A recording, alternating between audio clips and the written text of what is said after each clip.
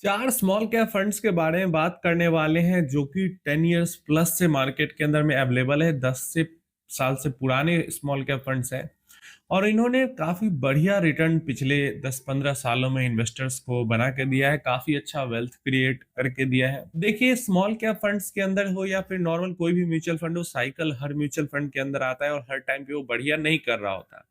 But होना क्या चाहिए, लॉन्ग टर्म परफॉर्मेंस अच्छी होनी चाहिए और आपकी स्ट्रेटजी के अकॉर्डिंग सूटेबल होनी चाहिए कि आप ग्रोथ स्ट्रेटजी चाहते हैं तो फंड भी ग्रोथ स्ट्रेटजी फॉलो करे। आप अगर वैल्यू स्ट्रेटजी चाहते हैं तो हम उसी टाइप के फंड के अंदर इन्वेस्टमेंट करें ताकि फंड की स्ट्रेटजी और हमारी जो स्ट्रेटजी है वो अलाइन हो सके। जब हमारी स्ट्रेटजी और फंड की स्ट्रेटजी अलाइन नहीं होती है तब हमें ज्यादा परेशानी होती है उसको खराब समय में होल्ड करने में। तो यहाँ पे जो फंड्स के बारे में हम बात करने वाले हैं उनका जो परफॉर्मेंस है लॉन्ग टर्म का काफी बढ़िया। अगर 8-10 साल से ज्यादा का गोल है और वॉलेटिलिटी से परेशानी नहीं है तो इन फंड्स को कंसीडर किया जा सकता है। रिकमेंडेशन नहीं है, एजुकेशनल पर्पस के लिए। सबसे पहला फंड निकल के आ जाता है क्वांट का स्मॉल कैप फंड, जिसका पिछले 10 सालों में ऑलमोस्ट 20% टच कर रहा है परफॉर्मेंस। 7 इयर्स में 26% से भी ऊपर का है परफॉर्मेंस। 5 इयर्स में 24% से भी ऊपर है। 3 इयर्स में 21% प्लस है। लेकिन पिछले 2 साल में 1 रुपया भी नहीं बनाया है। पिछले 1 साल में भी लगभग 6 से 7% का ही परफॉर्मेंस यहाँ पे देखने को मिल रहा है।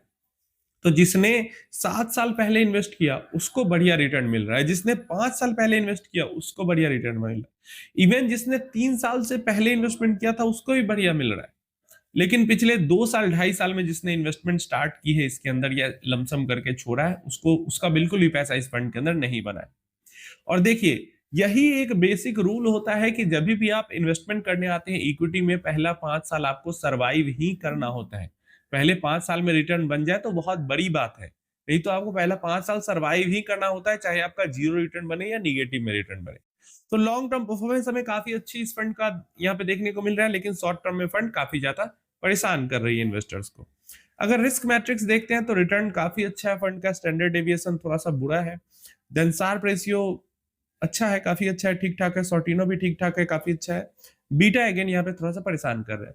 तो मतलब फंड वॉलेटाइल है, फंड के अंदर वॉलेटिलिटी है इंडेक्स के मुकाबले में भी और वैसे भी कैटेगरी एवरेज के मुकाबले में भी फंड के अंदर वॉलेटिलिटी है।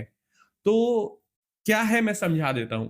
अगर हमारा जो इन्वेस्टिंग का तरीका है वो हाई रिस्क हाई रिवॉर्ड वाला है, अगर हम ग्रोथ इन्वेस्टिंग मोमेंटम इन्वेस्टिंग वाला फंड ढूंढ रहे हैं स्मॉल कैप कैटेगरी में, हमें वॉलेटिलिटी से कोई डर नहीं लगता है, हमारा 10+ इयर्स का गोल है, ये सारी चीजें हैं, तो ये फंड एक इन्वेस्टर्स के लिए सूटेबल हो सकता है। प्लस अगर हम फंड के अप डाउन में फंड के साथ बने रह सकते हैं तो हमें अच्छा कॉर्पस क्रिएशन 8, 10, 20, 15 ईयर्स में दे सकता है ये फंड। नेक्स्ट फंड की तरफ अगर हम आते हैं तो हमारे पास एक्सिस का स्मॉल कैप फंड के निकल निकल के आ जाता है। एक्सिस का स्मॉल कैप फंड 10 इयर्स में 20% ऑलमोस्ट टच कर रहा है। 7 इयर्स में 22% टच कर रहा है। 5 इयर्स में 20% टच कर रहा है। 3 इयर्स में भी 20% टच कर रहा है। 2 इयर्स में ऑलमोस्ट 9-10% टच कर रहा है। 1 ईयर में ऑलमोस्ट 7-8% टच कर रहा है। अच्छा, ये सब टाइप की परफॉर्मेंस तब है जब पिछले 2 साल से मार्केट का परफॉर्मेंस बहुत खराब है। 1.5 साल से, लगभग 1.5-2 साल से मार्केट का परफॉर्मेंस खराब है। तब भी अगर हम देखें तो 10 years, 7 years, 5 years, even 3 years में भी परफॉर्मेंस जो स्मॉल कैप फंड्स है उनके कितने अच्छे दिख रहे हैं। और मान लो 1 साल और भी खराब चला जाता है मार्केट के लिए, फिर भी इनके जो लॉन्ग टर्म रिटर्न है 10, 7, 8 इयर्स का खराब नहीं दिखेगा। समझ में आ रहा है? और फिर उसके बाद तो ऊपर जाना ही है, तो फिर लॉन्ग टर्म वाला रिटर्न और बेहतर दिखने लगेगा। तो ये चीज है। तो परफॉर्मेंस आपको दिख गया लॉन्ग टर्म में इस फंड की भी परफॉर्मेंस कितनी अच्छी है।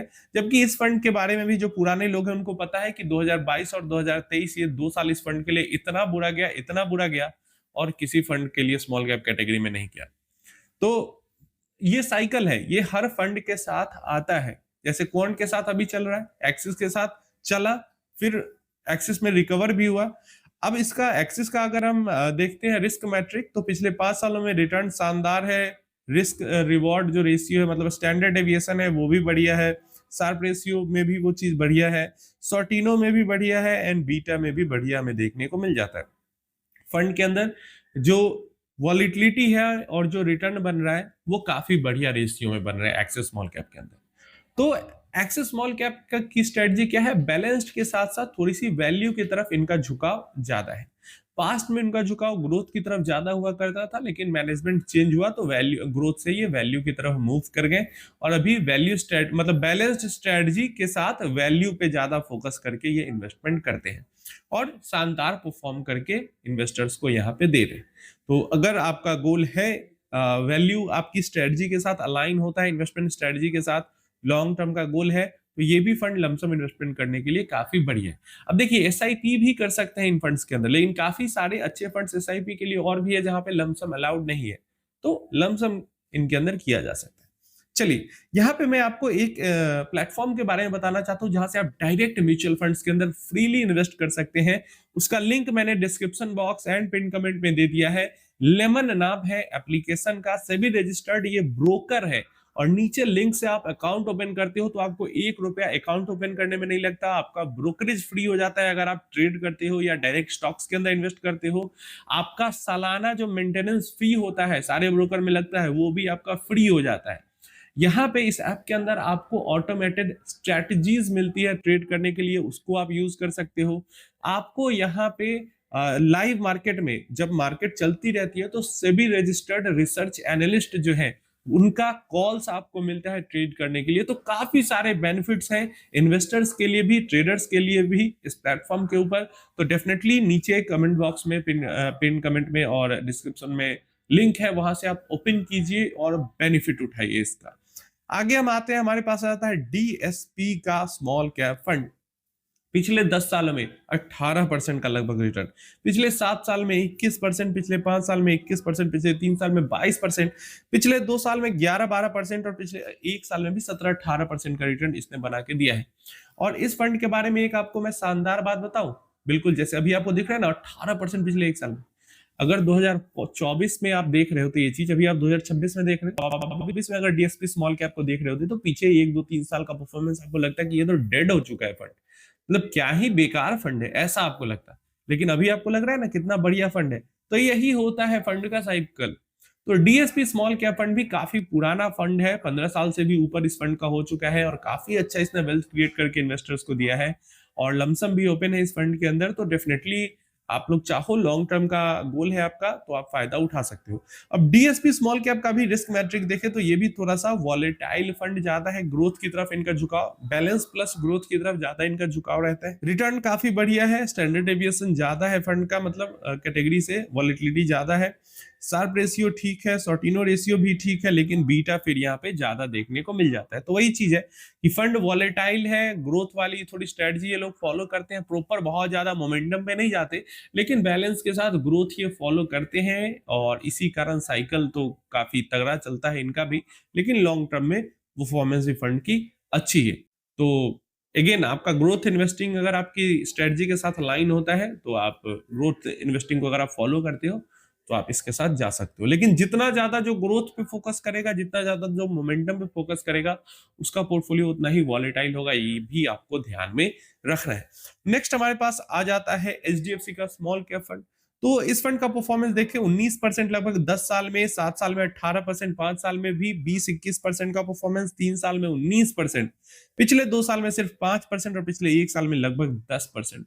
तो परफॉर्मेंस अगर देखें एचडीएफसी स्मॉल कैप फंड, अभी से 6 महीने पहले देखते तो टॉप 10 के अंदर फंड था, 6-7 महीने पहले देखते तो बेस्ट परफॉर्मिंग स्मॉल कैप था पिछले 1 साल के टाइम पीरियड में, अभी नहीं है बेस्ट ना। तो यही चीज है, ऊपर नीचे होते रहता है फंड साइकिल, हमेशा फंड साइकिल। अभी चारों का मैंने बताया ना, और चारों फंड का मैंने आपको साइकिल बता दिया कि किस किस साल में कौन सा फंड अच्छा खराब कर रहा था।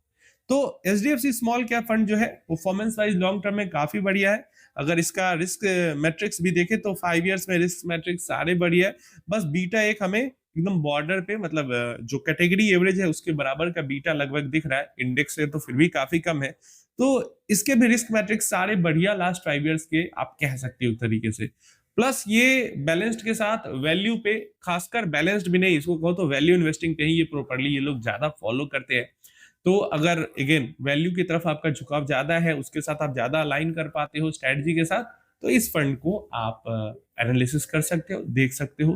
तो ये 2 फंड और 2 फंड का जोड़ी मैंने यहाँ पे लगा दिया है। क्वांट और डीएसपी थोड़ा सा ग्रोथ की तरफ ज्यादा है, एक्सिस और एचडीएफसी वैल्यू की तरफ ज्यादा है। तो आप ग्रोथ की तरफ जाना चाहते हो, वैल्यू की तरफ जाना चाहते हो, वॉलेटिलिटी ज्यादा चाहिए पोर्टफोलियो में, कम चाहिए। अब स्मॉल कैप्स है तो वॉलेटाइल तो होगा, लेकिन स्मॉल कैप की वॉलेटिलिटी में भी कोई फंड ज्यादा वॉलेटाइल होगा, कोई थोड़ा कम वॉलेटाइल होगा। तो उस टाइप के फंड हो गए। अगर आप बैलेंस करके चलना चाहते हो तो एक लाइक ग्रोथ एक वैल्यू मिला के भी इन्वेस्ट कर सकते हो। तो ये फंड्स थे और इस तरीके से आप अपना इन्वेस्टिंग डिसीजन ले सकते हो। रिकमेंडेशन कुछ नहीं है, रिकमेंडेशन कुछ नहीं है। आप एनालिसिस पर्पस के लिए इसको यूज करिए। और आप 1-to-1 कंसल्टेशन मतलब अपना पर्सनलाइज्ड पोर्टफोलियो रिव्यू कराना चाहते हो या पोर्टफोलियो बिल्डिंग करना चाहते हो, तो व्हाट्सएप नंबर जो डिस्क्रिप्शन बॉक्स में है वहां पे आप हाई लिखेंगे तो वहां पे आपको ऑटोमेटिक सारी डिटेल्स आ जाएंगी।